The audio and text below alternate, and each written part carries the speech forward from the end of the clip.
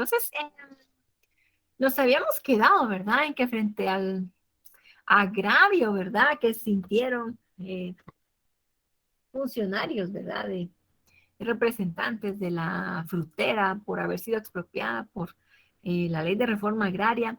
Además, ¿verdad? De que ya el gobierno estadounidense estaba molesto por las diferentes medidas que habían sido implementadas durante el gobierno de Arévalo, ¿verdad? O sea, desde el gobierno de Arévalo había ya descontento de parte del gobierno estadounidense, ¿verdad? Entonces, ¿qué va a pasar? Estos gobiernos son meros rojos, ¿verdad? Son meros rojillos. Y entonces, cuando Arbenz desafía directamente a la frontera, no quiere negociar, ¿verdad? Y dice, no, pues ahí sí que hay que aplicar la ley, ¿sí? Y entonces, Estados Unidos organiza lo que se conoce como la Operación Éxito, ¿verdad? En donde pues va a haber participación directa del secretario de Estado, John Foster Dulles, y de su hermano, ¿verdad? El director de la CIA, Allen Dulles, ¿Quién que habla? van a contar con el apoyo del presidente Eisenhower. Sí, sí, dígame. Buenas tardes, licenciada, ¿cómo está? Buenas tardes. Como Vamos a siempre, ando. silenciar aquí los micrófonos. Ay, eso, gracias. Bueno, solo les pido favor que cuando ingresemos a la clase entremos con los micrófonos apagados, ¿verdad? Para que no interrumpamos. Bueno, ok. Entonces, se organiza la Operación Éxito, ¿verdad? En donde se van a realizar acciones de desprestigio, ¿verdad? Internacional en contra del presidente Arbenz. Y también la guerra psicológica va a tener bastante impacto. Y todo esto de las fake news que vemos en la actualidad, pues no es nada nuevo, ¿verdad? Vemos cómo se bombardea a la población con muchos mensajes, ¿verdad? Asustándolos sobre, digamos, inventando, ¿verdad? Primero que el gobierno es comunista, ¿sí? Y luego que les van a quitar sus propiedades, ¿verdad? También el arzobispo Rosel Arellano emite una carta pastoral contra el comunismo, ¿verdad? Y organiza una peregrinación del Cristo de Esquipulas rogando que los comunistas caigan, ¿sí? Además de eso, también amenazan, ¿verdad? A la población. Los que apoyen a Arbenz van a morir y los que apoyen la liberación van a vivir, en fin, ¿verdad? Entonces, hay un montón de situaciones que van a generar caos, ¿verdad? Y que van a asustar a mucha gente, ¿sí? Eh, no solo, digamos, a la población de la capital, ¿verdad? Sino que también al ejército, ¿sí? Como vamos a ver, en Guatemala, la situación no estaba muy bien para Arbenz, ¿verdad? Tampoco. Eh, no solo tenía, ¿verdad?, el rechazo ya de Estados Unidos, de la frutera, la United Fruit Company, una empresa poderosísima, porque no solo contaba con el respaldo de su gobierno, ¿verdad?, sino que también tenía presencia en muchos países de América Latina, o sea, por eso la conocían como el pulpo. Y entonces, obviamente, los dictadores de otras naciones latinoamericanas vinculados a la frutera también participaron, ¿verdad? O sea, como Rafael Leonidas Trujillo, Somoza eh, y otros, ¿verdad? Bueno, entonces el arzobispo Rosell, pues también estaba en contra, decíamos que emite, ¿verdad? Una carta pastoral en contra del gobierno y pues representaba la cúpula de la iglesia, ¿verdad? Era la más poderosa en ese entonces, así como también la Asociación Guatemalteca de Agricultores, que en esta participaban los finqueros más poderosos, ¿sí? Entonces, obviamente también ellos estaban molestos porque les habían sido expropiadas, ¿verdad? Bastantes hectáreas. Y a favor, ahí sí que viendo la correlación de fuerzas, ¿verdad? Para ir viendo qué tanto respaldo, qué tanta eh, posibilidades, ¿no? Tenía el gobierno de Arbenz de continuar. Realmente, pues hubo bastantes partidos eh, de izquierda o vinculados a esta, ¿verdad? Que defendían derechos, ¿sí? Y que pues apoyaban a Arbenz. También sindicatos, ligas campesinas, los comités de reforma agraria. Eh, el ejército realmente se dividió, ¿verdad? O sea, unos días, los primeros días del mes de junio del 54, el ejército le pasó al presidente Arbenz una encuesta, podríamos decir, ¿sí?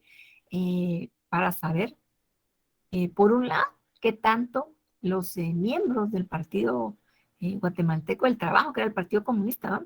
Qué tanto pesaban ellos, digamos, y qué tanto Arbenz era afín con esa ideología, ¿va? O sea que ya toda esta propaganda que se hacía a nivel internacional y también a lo interno estaba calando, ¿verdad? O sea, eh, además de la Radio Liberación, también Estados Unidos pagó a periodistas, ¿verdad? Guatemaltecos para que escribieran artículos en contra del gobierno.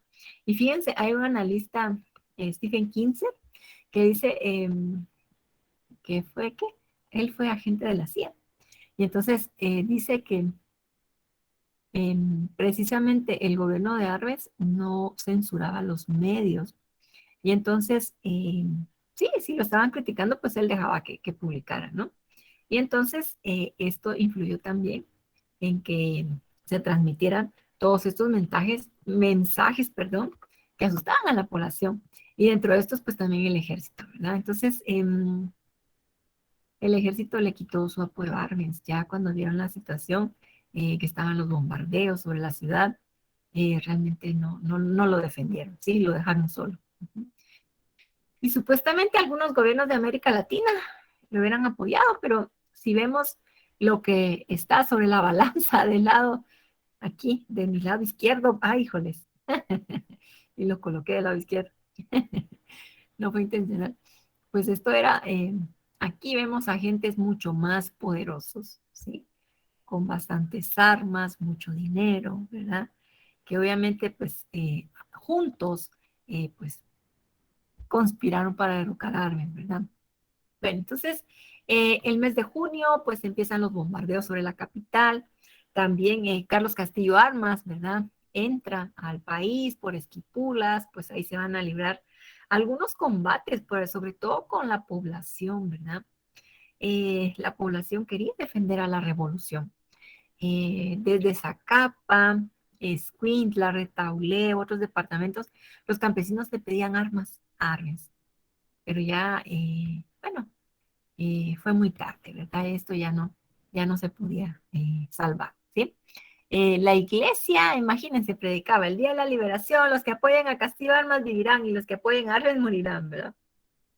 Finalmente, en la noche del día 27 de junio, Arbenz pronuncia su discurso de renuncia, ¿verdad?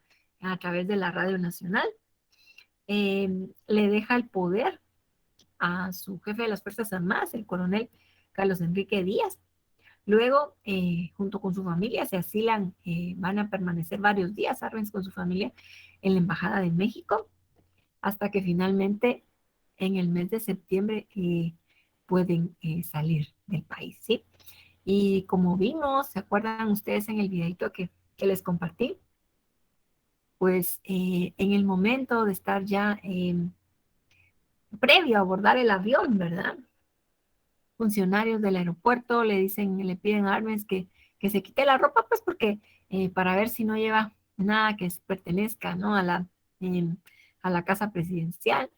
Y bueno, dejan entrar a la prensa y al día siguiente, pues estas van a ser las fotografías, ¿verdad? Entonces, humillación tan grande, ¿verdad? Para el presidente Arbenz, ¿no?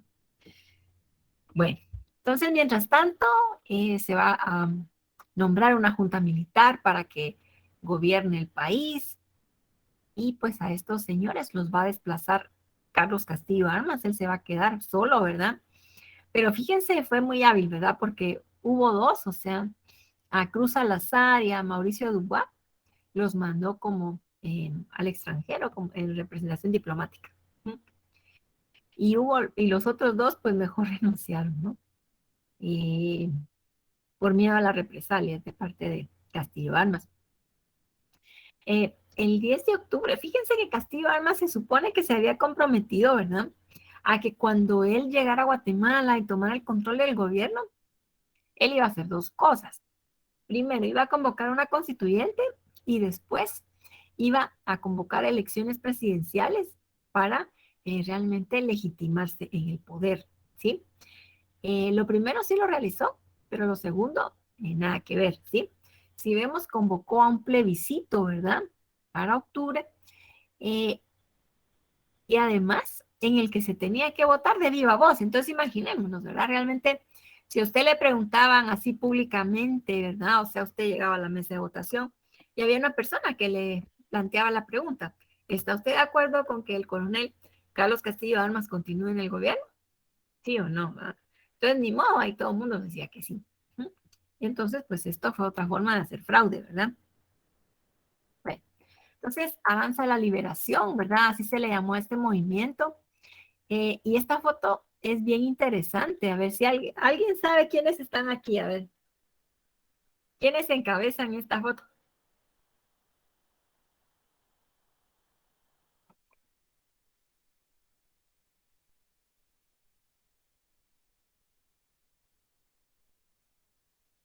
Hola, hola. A ver, ¿quiénes están en esa foto? ¿Quiénes son esos, por lo menos los que están en el frente? A ver,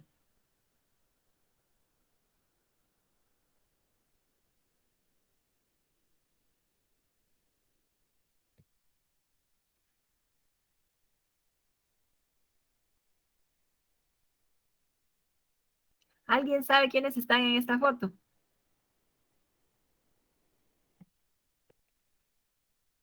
Híjole, ¿dónde andarán todos? A ver. No, dice Damaris, Luis Felipe. Va. Carlos Castillo Armas. Muy bien, Scarlett. En el centro está Carlos Castillo Armas, ¿verdad? Eh, a su lado izquierdo estaba su esposa, ¿sí? Y del lado derecho está Monseñor Rosel Arellano, uh-huh, a quien los muchachos de la huelga le habían llamado Sorpijije, ¿verdad? Pues ahí estaban. Bueno, entonces, el discurso, ¿verdad?, que se manejó fue que había que desovietizar al país. ¿A qué se refiere eso de desovietizar? A ver.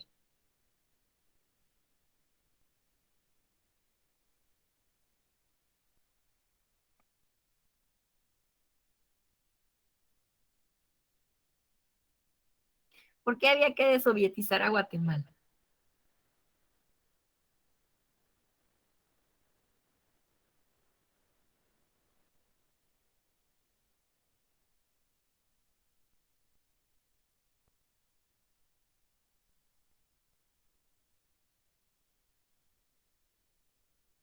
Ahí está cuestión. Bueno, se supone que como se vinculaba a Jacobo Arbenz, ¿verdad? Con el comunismo internacional y la Unión Soviética, pues era la sede, ¿no? Principal. Entonces, se decía, bueno, vamos a sacar a todos los comunistas, hay que desovietizar al país. Y entonces se declaró ilegales un montón de organizaciones como sindicatos, partidos políticos, ¿verdad? Se disolvió el Congreso, la Constitución del 45 fue derogada, ¿verdad? Va a haber bastante censura, ¿verdad? Se prohibieron muchos libros, ¿verdad? Realmente a muchos libros se les veía, ¿verdad? Como que fomentaban ideas comunistas. Igualmente persecución contra la universidad, ¿verdad? Entonces, y en ese año, cabalmente a días, ¿verdad? De la invasión que se dio y de la toma de posesión de Castillo Armas, ¿verdad? Em, se libró o surgió una rebelión encabezada por los cadetes de la Escuela Politécnica, ¿verdad? Y esto fue en respuesta, bueno, primero fue una demostración de honor, ¿verdad? Realmente dentro de las fuerzas del ejército o dentro del, digamos, cuerpo militar, ¿verdad?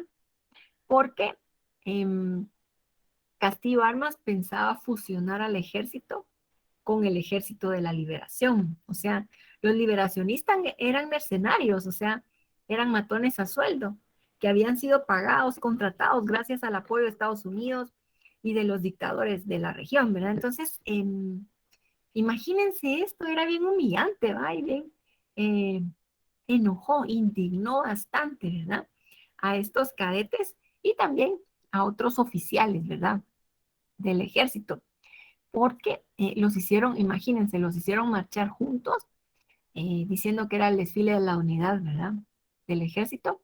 Y entonces los cadetes organizaron esta sublevación.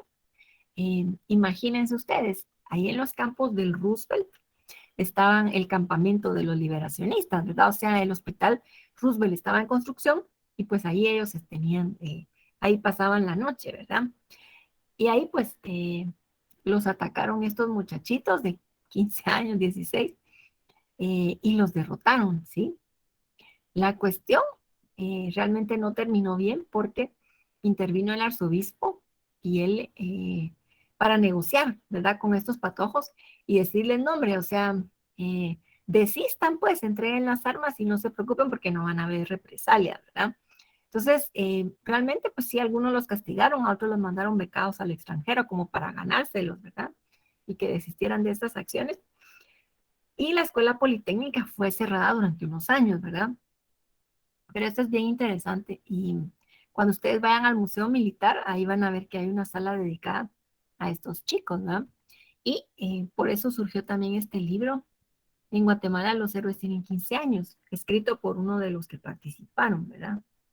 Bueno, ok. Entonces, se preguntarán ustedes qué sucedió con la reforma agraria, ¿verdad? Eh, pues obviamente todo este proceso fue desarticulado, ¿verdad?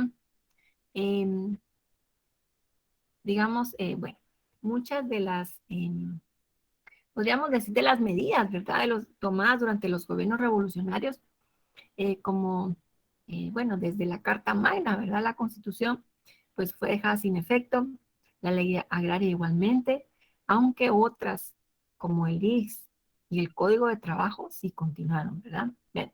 Entonces, en cuanto a la reforma agraria, ¿verdad? Se emitió el decreto número 31, en el cual se dejaba sin efecto el decreto 900. Y esto entonces favoreció que los finqueros buscaran hacer, digamos, por su propia mano, expulsar a los campesinos de las tierras que a ellos les habían quitado, en fin, que se volvió una situación muy, muy fea, muy desagradable, ¿verdad? En la que con el uso de la violencia desalojaron a estos campesinos. O sea, ellos realmente no esperaron a que la ley actuara, digamos, o a que fueran funcionarios, ¿no? De gobierno los que realizaran esto, ¿verdad?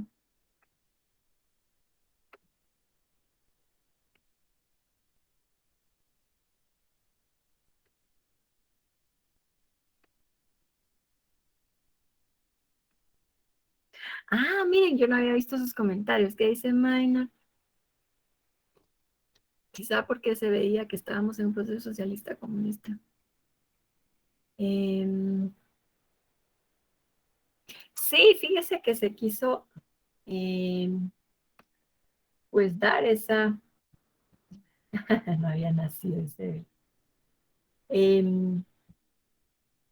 realmente se quiso dar a entender, ¿verdad? Esto que menciona Minor, fíjese que es interesante porque al final de la revolución ya no se manejaban las diferencias entre los revolucionarios y conservadores, sino que se llevó el discurso, ¿verdad? Y todo el manejo propagandístico a hablar en términos de comunismo y, y anticomunismo. Entonces, comunismo era todo lo que estaba vinculado al gobierno de Arbenz, uh-huh, y quienes eran simpatizantes. Y anticomunismo, los que estaban, los que rechazaban esas medidas, ¿verdad? Y entonces a Arbenz, por eso esta propaganda, ¿verdad? Buscaba decir que él era rojo, ¿verdad? Un presidente rojo, un coronel rojo, y que estaba vinculado a la Unión Soviética, Checoslovaquia y otras naciones, ¿verdad? De ese bloque. Lamentablemente, ¿verdad? Toda esa manipulación mediática llevó a esto, ¿verdad? Y entonces, por eso, ¿verdad? Dentro de las primeras acciones que se tomaron, pues fue dejar sin efecto el decreto 900, ¿verdad? También se emite el decreto 57, ¿verdad? Ley de orden público y medida de seguridad, en el cual pues establecía ya, ¿verdad? Que el estado de sitio, ¿verdad? Uh-huh. Se derogó la ley de arrendamiento forzado, que esta venía de la época de Arévalo, ¿verdad? Se disolvieron las cooperativas, y también se promulgó la ley penal preventiva contra el comunismo. Entonces, esta ley contemplaba que se podía perseguir a aquellas personas que fueran sospechosas de ser comunistas, ¿verdad? Pero lo eh, serio aquí, ¿verdad? Era que realmente cualquiera podía denunciar a alguien que le cayera mal, va a decir que era comunista. Esto era demasiado subjetivo y llevó a la persecución de muchas personas. O sea, las cárceles estaban llenas, o sea, se creó un comité, ¿verdad? Anticomunista. Imagínense ustedes que también dentro de las instituciones públicas se investigó a algunos funcionarios o trabajadores que se pensaba que podrían estar vinculados al comunismo internacional, si eran simpatizantes de Arbenz. Entonces, no solo a nivel de la sociedad, sino dentro de las mismas oficinas de gobierno, se dio esta persecución, una especie de purga, digamos, ¿va? Entonces, en la que se expulsó a muchos trabajadores del Estado, pensando, ¿va? O bajo la sospecha de que podían ser también comunistas, ¿va? Entonces fue una etapa bien tremenda, bien serio esto, ¿no? Okay. Luego entonces, pero fíjense que lo que vamos a ver aquí, que va a ser bien importante, es que aunque se derogó la reforma agraria, posteriores gobiernos a partir de Arbenz tuvieron que ver cómo se ocupaban del tema agrario. O sea, tal vez no eran medidas tan apropiadas, pero tuvieron que tratar obligatoriamente este tema. O sea, ya quedó como parte de la agenda de todos los gobiernos, ¿sí? Y entonces, en la época de Castillo Armas, se promulgó el Estatuto Agrario, ¿verdad? En el que se fomentaba una política de colonización. Entonces, fíjense, lo que se buscaba era que campesinos sin tierra tomaran posesión de terrenos en los que, en lugares que no estaban habitados, ¿sí? O sea, muchos de esos eran terrenos ociosos o fincas nacionales, ¿verdad? Pero pues eran lugares bien inhóspitos, bien apartados, ¿sí? Entonces, se promueve la colonización de Petén, de Quiché, de las Verapaces, ¿sí? Bueno. También en estos años se decreta la Constitución del 56. Para esta se tardaron como año y medio en discutirla, vaya a aprobarla. Y entonces, de carácter anticomunista, ¿verdad? Obviamente, basada en los principios de respeto a la religión, trabajo y propiedad. Ajá, miren, le valió bien al arzobispo haber apoyado la contrarrevolución, ¿va? Se elimina el voto a los hombres analfabetos, se suprime el derecho de rebelión. Y fíjense que esta medida, la Constitución del 56 estableció que se podían ya crear universidades privadas. Pienso que si lo vemos ahorita, pues será algo positivo porque pues la Universidad San Carlos pues no puede dar cobertura, ¿no? A toda la población. Pero en ese entonces la intención era quitarle poder e importancia a la San Carlos, ¿sí? Porque acordémonos que había tenido participación activa durante, digamos, para derrocar a Estrada Cabrera, derrocar a Ubico, ¿sí? Y durante la revolución. Bueno, también, miren, qué chistoso va este artículo porque establece el derecho a la libre asociación, pero a excepción de grupos comunistas. Entonces, si sabemos que esto quedaba muy a discrecionalidad, establecer si se sospechaba que alguien era comunista, entonces ya no se podían reunir y eran perseguidos, ¿no? A la cárcel. Bueno, permaneció la exhibición personal, ¿verdad? Había un título sobre derechos humanos, pero si vemos esto, esta aclaración, ¿verdad? Que incluye, pero no tendrán vigencia en caso de invasión de territorio, perturbación grave de la paz, de actividades contra la seguridad del Estado o calamidad pública, ¿verdad? Entonces aquí, esto nos recuerda a la Constitución de Barrios, ¿verdad? Porque realmente se podía alegar cualquiera de estas razones y decir, no, pues hay grupos que están desestabilizando y que tienen vínculos internacionales, ¿verdad? Bien. Igualmente la iglesia salió beneficiada. Fíjense que el arzobispo quería que la iglesia católica se declarara como oficial, la única, va oficial y así, pero digamos que hasta ahí no llegaron, ¿verdad? O sea, hasta ahí no llegó el agradecimiento, dijera. Entonces, solo se le otorgó personalidad jurídica, ¿verdad? O sea, que ya podía adquirir y disponer de bienes. Em, Contempló los derechos siguientes, ¿verdad? Tal vez mucho solo por relleno, ¿verdad? Para que no dijeran que no era democrático. Desde el derecho al trabajo, a la familia, a la cultura, a la educación y la libertad religiosa. Esto para que dijeran que sí eran liberales, ¿verdad? La estructura del Estado, pues, quedó establecido que se iba a elegir un diputado por cada 50,000 habitantes, el periodo presidencial por 6 años, y la Corte, ¿verdad? El Poder Judicial, conformado por la Corte y que los magistrados, pues, eran nombrados por el Congreso, ¿sí? Si vemos, esta etapa buscó orientarse como que hubiera sido un gobierno con orientación liberal, pero de corte autoritario, ¿verdad? Bien. El 26 de julio del 57 es asesinado Castillo Armas, ¿sí? Sí se escucha, jóvenes, no sé si todavía estamos por ahí. Sí, licenciada, sí se escucha. Así es, Licta. Va, gracias. Entonces, fíjense que es curioso porque se supone que era alguien que se sentía todopoderoso, ¿verdad? Que debía que haber estado bien custodiado y todo, o tal vez se sentía tan seguro que no tenía suficiente custodia.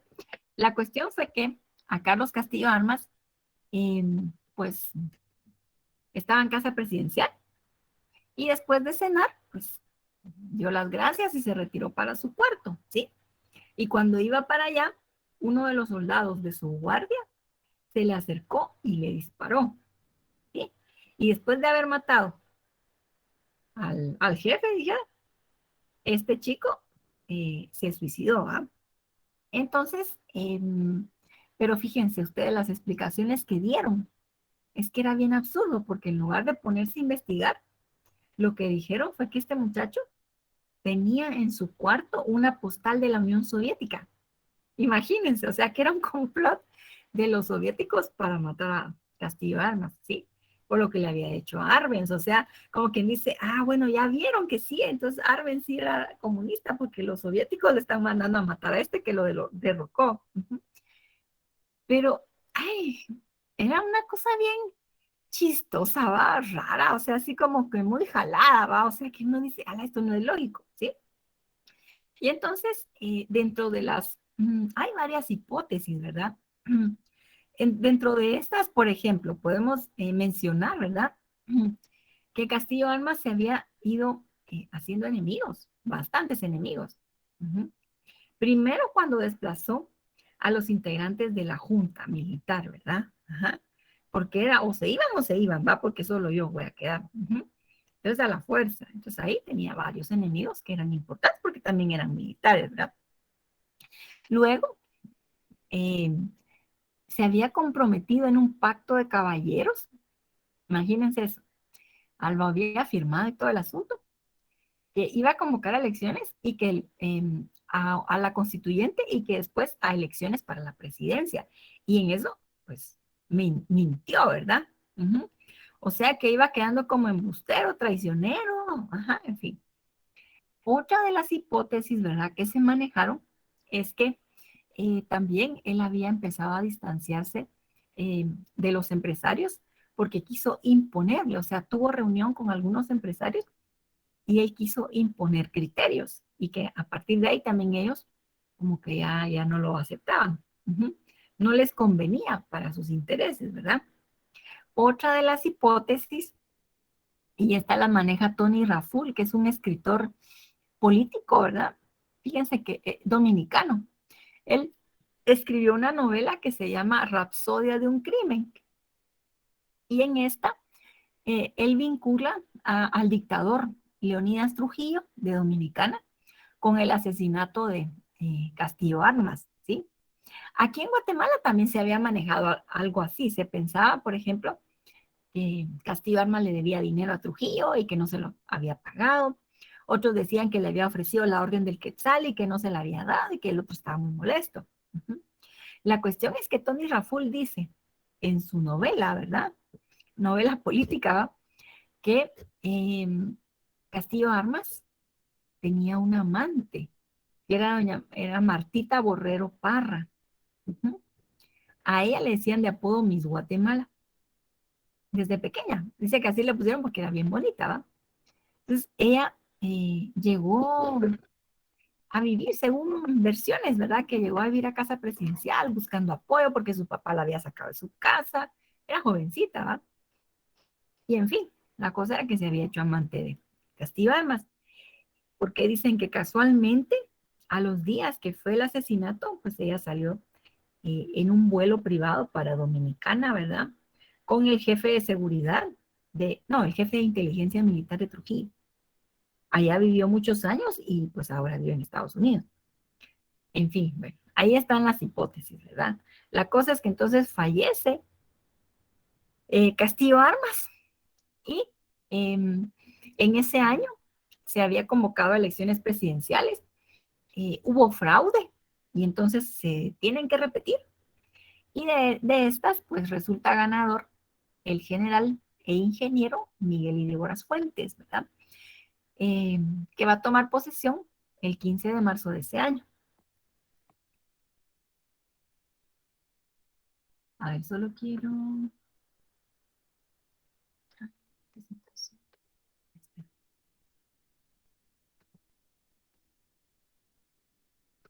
Vamos a irnos a la otra presentación.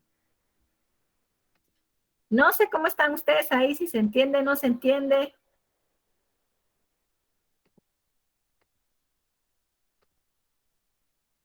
Vamos a avanzar otro poquito. Bueno. Sí se entiende. Ay, gracias, Silvia. Bueno, entonces, sí, miren, es que como ya nos dieron límite para el examen final, ay Dios, yo quiero avanzar lo más que pueda. Bueno, entonces, algo bien importante es el contexto, ¿verdad? Internacional.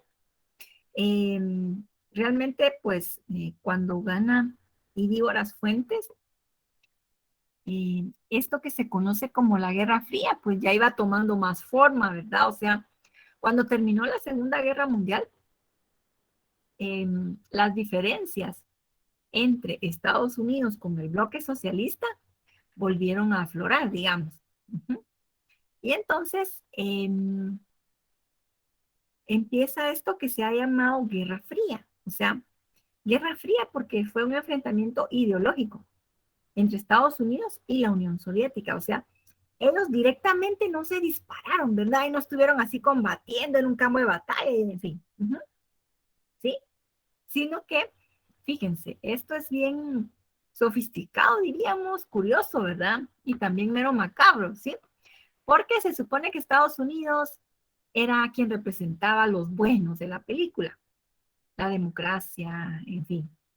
Y los soviéticos los malos, ¿verdad? Y entonces el totalitarismo, socialismo, etcétera.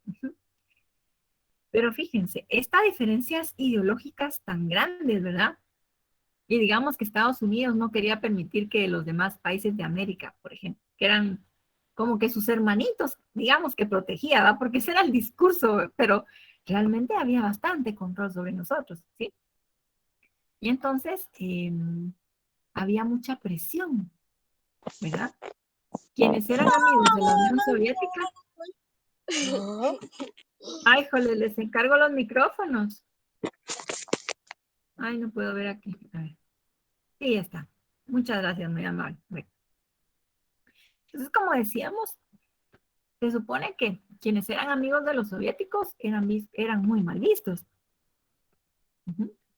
Y entonces se presionaba a todos los demás para que no, pero ni le guiñaran el ojo, va nada de voltear a ver para acá. Ajá.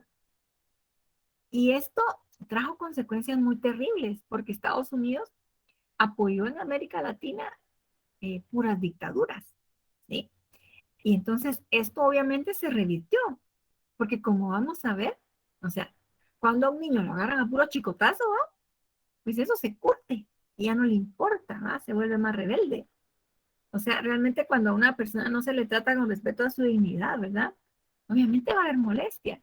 Entonces, eso fue sucediendo aquí y en otras naciones, ¿verdad? O sea, muchos jóvenes, pues obviamente se van a ir rebelando, ¿sí?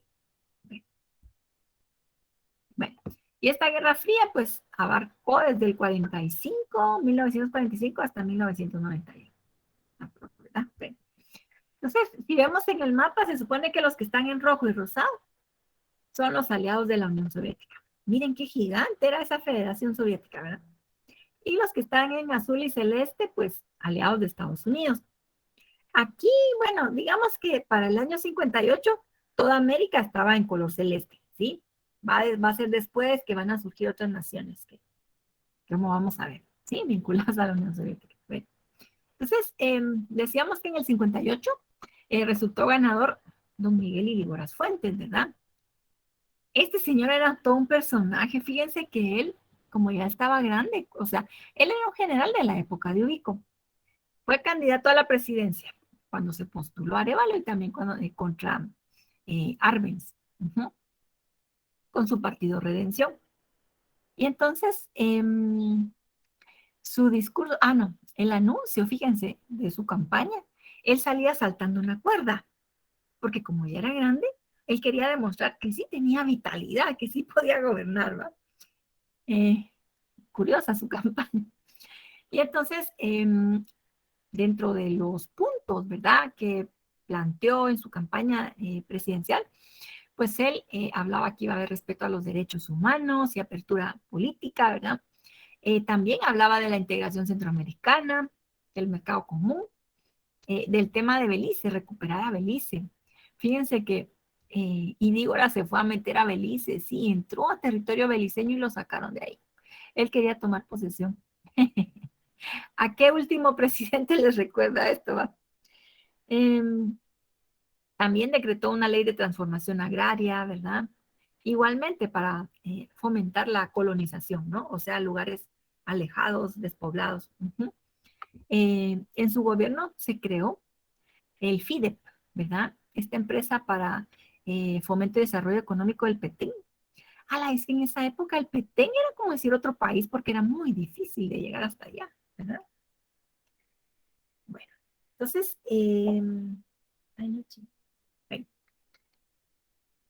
va, vamos a ver que su gobierno va a ir, digamos, desde hablar de apertura política y ya debido a las circunstancias y situaciones que se van a ir presentando y debido también a errores que él cometió, después va a empezar a reprimir a la población, en fin, ¿verdad?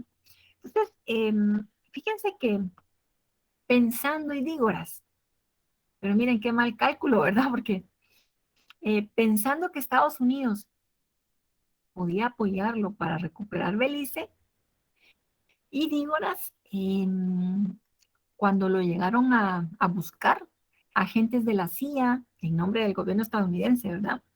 Pidiéndole que les ayudara para que la finca La Helvetia en Retauleu pudieran entrenar agentes, oficiales estadounidenses, pudieran entrenar a mercenarios para que invadieran Cuba.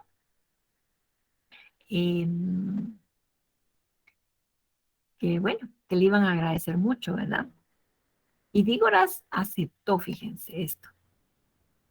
Y esto fue terrible realmente para su gobierno, porque ahí sí que les digo que mal cálculo, ¿verdad? Realmente muy, muy imprudente, porque por un lado, esto que quisieron mantener en secreto, era muy difícil de mantenerlo así. O sea, si todos sabemos que en Guatemala, aquí no se guardan los secretos, ¿va? Todo el mundo se entera, los vecinos, el de enfrente, el de la esquina, ¿va? Y digamos que la gente de las aldeas que vivían cerca de la finca, pues se daban cuenta que había mucho movimiento ahí, ¿verdad? ¿Qué pasaba? Tanta gente y tanto extranjero, ¿verdad? Porque ni modo el acento, ¿cómo no se va a conocer, va? Gente de afuera. Otra situación era que los soldados guatemaltecos custodiaban la finca, entonces estaba bien custodiada. Pero a los soldados guatemaltecos los trataban muy mal, ¿verdad? Mientras que a los extranjeros, ¿dónde lo pongo que no le dé el sol? Entonces, todo esto se fue filtrando, ¿verdad? Y generó mucha molestia, ¿sí? Em, y entonces, por ejemplo, en un periódico, bueno, Prensa Libre del 5 de octubre del 60, Carlos Paz Tejada, un militar revolucionario de la época de Arévalo y de Armes, ¿verdad? Denunció esos planes de Idígoras, ¿verdad? Dice, poniendo en riesgo la independencia y la soberanía nacionales, en la finca de la Helvetia hay un cuerpo armado integrado por extranjeros y algunos guatemaltecos. Y en ese sitio se ejerce un control y vigilancia que impedía la circulación de los ciudadanos en forma amenazadora y humillante. Y entonces, cuando se da esto, pues Idígoras, cuando le empiezan a criticar tanto, pues urge, ¿verdad?, a los estadounidenses para que se apuren, pues, con lo que van a hacer y que ya se vayan de Guatemala, ¿verdad?, porque ya no quiere tener complicaciones. Y pues, sí, los estadounidenses dirigen esta acción que se conoció como la Bahía de Cochinos, ¿va?, la invasión a Cuba por Bahía de Cochinos. Pero, bueno, ay Dios. Ay, aquí les quiero compartir un videito, espérenme, que se me estaba olvidando.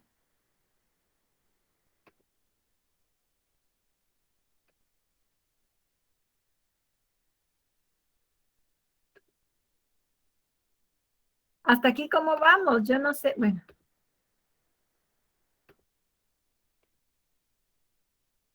Señorita, después del video vamos a ver. Ay, vamos a quitar esto.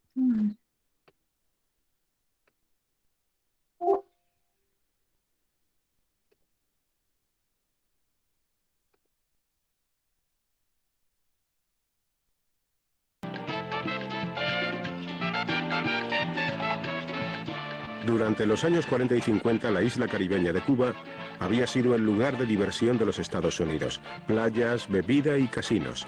La Habana lo tenía todo.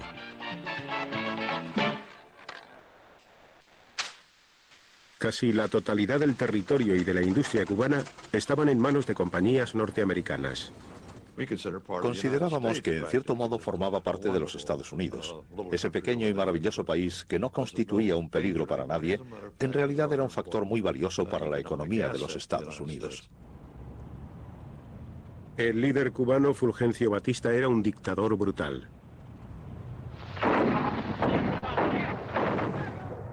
El pueblo al que gobernaba empezó a darle la espalda.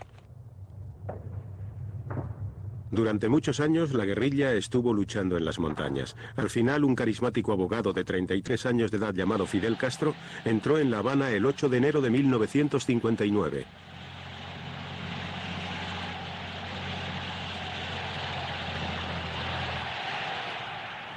Cuando triunfó la revolución fue un ejemplo de orden. No hubo saqueo. No hubo gente arrastradas por las calles como ocurría en otros lugares. No hubo asesinatos, no hubo crímenes. Un orden perfecto.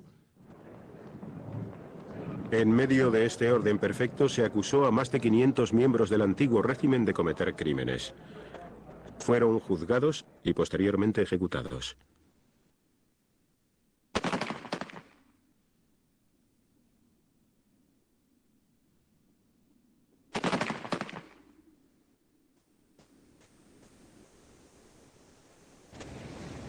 Miles de personas se exiliaron a los Estados Unidos ante el temor de que un nuevo dictador subiera al poder. Pero para la mayoría del pueblo, Castro era un héroe. La revolución prometió empleo a la población, honradez administrativa, que no había existido realmente nunca en nuestro país. Programas de salud que no habían existido, programas de educación que no existían. Pero lo más importante de todo fue que Fidel nacionalizó millones de hectáreas de terreno que hasta el momento estaban en manos de empresas estadounidenses y se las entregó al pueblo. Ansioso por dar a conocer su revolución en todo el mundo, Castro voló a Nueva York para hablar ante las Naciones Unidas. El presidente Eisenhower estaba demasiado ocupado para recibirle. Sin embargo, Nikita Khrushchev, el líder soviético, abrazó encantado al nuevo revolucionario y le ofreció ayuda económica. Cuba decide comprar petróleo soviético, que resultaría más barato y que el país podría obtener créditos. Ellos estaban dispuestos a darnos créditos para comprar ese petróleo. Y las refinerías, que eran norteamericanas, se niegan a refinar ese petróleo. Castro, que carecía de los medios necesarios para refinar el petróleo, se enfrentaba a un desastre económico. Envió a su milicia y se hizo con las refinerías extranjeras en Cuba.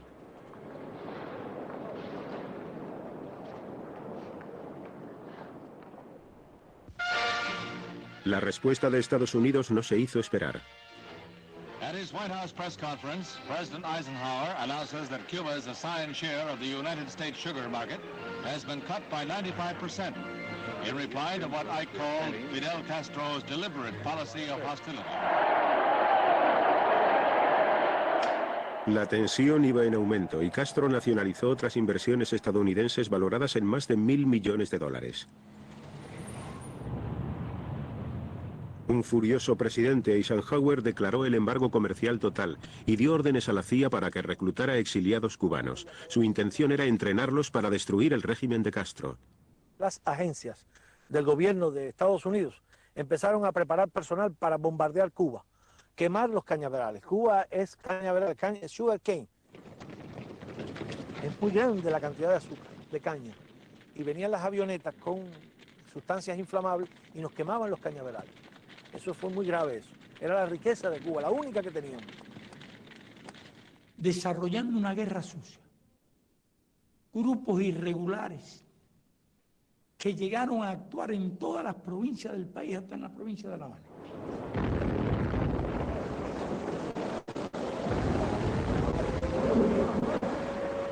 Más de 100 personas murieron cuando la Coubre, un carguero procedente de Bélgica que transportaba armas y municiones, explotó en el puerto de La Habana. Se sospechó que la CIA había llevado a cabo un sabotaje, pero esta hipótesis nunca se demostró. Castro se volvió hacia la Unión Soviética en busca de ayuda. Quizás si hubiera adoptado una línea diferente, la actitud de Estados Unidos frente a Castro no hubiera sido tan dura como lo fue en realidad.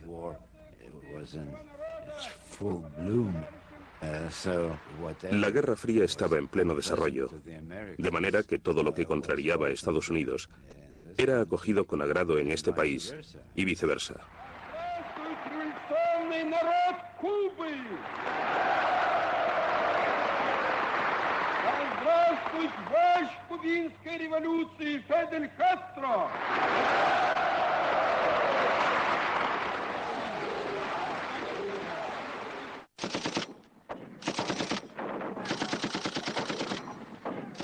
En una base secreta ubicada en la selva de Guatemala, agentes estadounidenses de la CIA habían estado entrenando a exiliados cubanos para invadir Cuba. Este era el incentivo que impulsaría al pueblo cubano a alzarse contra Castro y a derrocarle. Este proyecto se presentó ante el nuevo presidente John Kennedy.